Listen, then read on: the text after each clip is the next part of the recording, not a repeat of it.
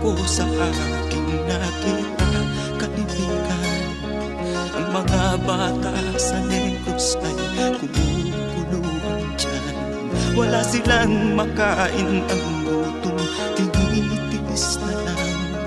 May mga pinanawan ng buhay dahil sa kagutuman. Sila ba'y panunurin lang natin, kababayan? Babayaan ba silang mga matay sa kagutuman?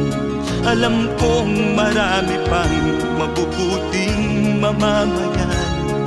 Ang mga puso natin buksan, sila ay tulungan.